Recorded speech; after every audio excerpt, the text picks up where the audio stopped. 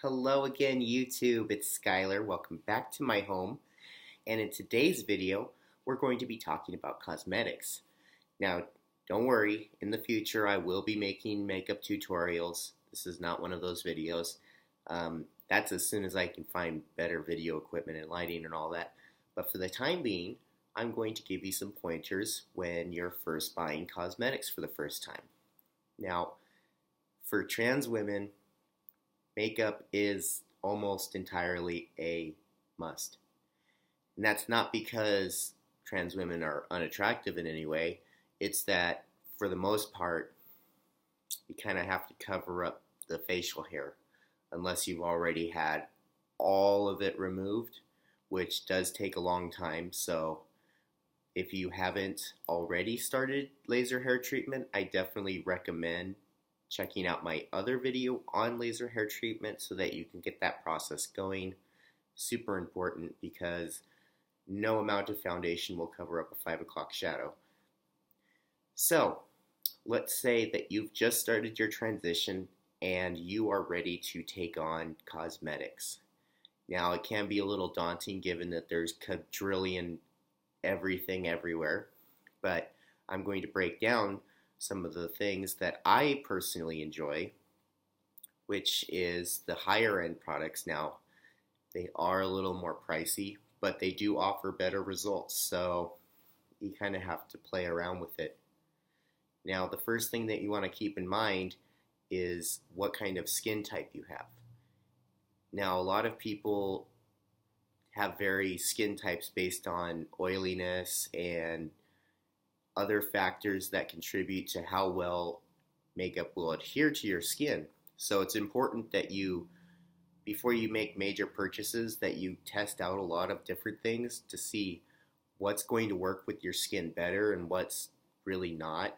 I know for a lot of things that I've tried, there's some things that just smear off because it's just not compatible with my skin. What I would recommend is in a lot of cosmetic retail establishments, they do offer services for trying on new makeup. And this is really helpful because you get to try a lot of different things without necessarily having to commit to buying anything. Now, I do recommend that if you are going to go this route, make sure that you do intend on actually buying something during your visit. Being someone that does work in retail myself, it can seem a little rude for the customer to take up someone's time and then not make a purchase.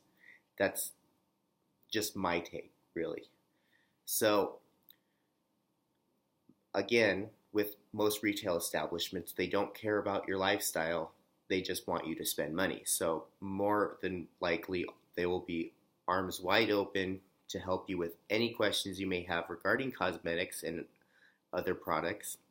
When it comes to cosmetics and asking an employee to apply them to your face, if you haven't started your transition, this would be a good time to point out that you are transgender so they don't feel uncomfortable necessarily. That is something that, I don't know, something about that. So, how do I put on my makeup? Again, tutorials later down the road, keep subscribing.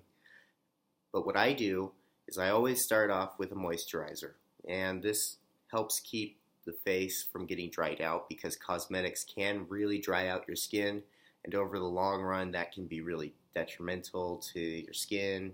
So it's just better to make sure that you always are moisturizing. The second thing that I do is I always apply a primer. And what the primer does is that it sets your skin to be able to better hold the cosmetics. So anything that you put on your face, pretty much you want to put a primer on first. Not only does this help protect your skin, it helps keep the makeup from smearing, and it'll make it last longer throughout the day. Now, I personally swear by liquid foundations because they just hold better, and I just love liquid foundations. If you're just starting your transition, make sure that you don't try to apply too much. You can get that kind of cake face look, and that's really unattractive. So the rule of thumb is less is more. Use only as much as you need to cover up what you have to, and the rest just kind of blend out as much as you can. Also, try to use concealers lightly because too much concealer can overshadow the foundation and you could end up with spotty looks, and that's not really what you're going for. You want something that's smooth, that enhances your complexion and doesn't necessarily draw attention to any specific spot on your face that could be a little bit not good. So, another thing that I do is after I apply foundation, I typically go over with another powder foundation and let that set for a while so that it kind of sort of enhances the underlying foundation to better give it more oomph. And I think the term is called baking. I'm not sure, but you only leave it on for a certain amount of time with the powdered foundation, and then you brush it off, and the remainder will help even out the foundation that you applied previously. Another thing that I like to do, which is a no-go for me if I don't leave home without it, is mascara. Now, depending on your eye type, your eye color, you're going to want to experiment with some different types of mascara because too much could make you look like a raccoon, and too little will draw too much attention away from your eyes, which is where you always want to bring the attention, is right to your eyes, because that's where people are supposed to be looking when they see your face and not trying to focus on any other areas of your face. So it's important to get the right balance without going too far in one direction or overdoing it or underdoing it, because that can also have just as negative effects. Also, highlights work really well with accentuating your cheeks and your forehead. I like to put it on right after I do my foundation, and that helps brighten up my face, making it glow a little bit more. And then don't forget blush. Now, blush you want to go light on, but you don't want to go too light, because if you only do foundation, and this is really important, you're going to look like you're dead. You're going to look either like you're a zombie or you're anemic.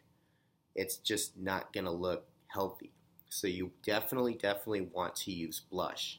And you always want to make sure that you apply it fully to the cheek area, all the way back to the ear, and then just a little bit over the top of the end of your eyebrow. And this is because when people naturally blush and their faces and cheeks turn red, the area of blood vessels that are actually enlarged extend all the way up into the templar area. So if you're going for a more natural look, then you definitely want to make sure that you get those entire areas so that it doesn't just look like little rosy cheeks. And then definitely blend, because that's what's going to make it look great. Because if you don't blend, it's going to look really bad. Even if you don't notice it at first, you will definitely see the difference if you blend it and then see what it looked like before. And that's really important too, is always blend. As far as lipstick goes, make sure that you don't do a color that's too dark, because it will over contrast with your eyes and make you look kind of silly. Other things to keep in mind is if you're going to be wearing it all day, try to go for something that's going to last longer, especially if you're going to be going out to lunch, and all women have this problem where the lipstick will come off onto cups and other things, and that will diminish the color effect in your lips, which makes them look more lifeless, and you don't want to go for that. So if you're planning a whole day out, make sure that you go with something a little more heavy duty that's going to have staying power. Now, when it comes to taking off your makeup, make sure that you use something that's not going to be harsh to your skin. So something like natural alcoholic wipes. Those usually are typically fine if they're made for makeup. Don't try to over scrub, because you could do damage to the upper epidermis, and that could cause problems later on. And you always want to make sure that you take off your makeup at night, even if you're really tired, because leaving on your makeup overnight can definitely cause some issues with your skin, as well as bacteria buildup, and you really don't want that. So make sure that you always remove your makeup properly at night, and you should be fine in the long run. All right, so with that said, I hope that was useful information. And until tomorrow's video, I hope you all have a wonderful rest of your day. Please, please continue to subscribe. You guys are awesome. I keep making videos based on how much support I get. So the more support I get, the more videos I'll make. So I might go from just one video to maybe 2 or 3 a day.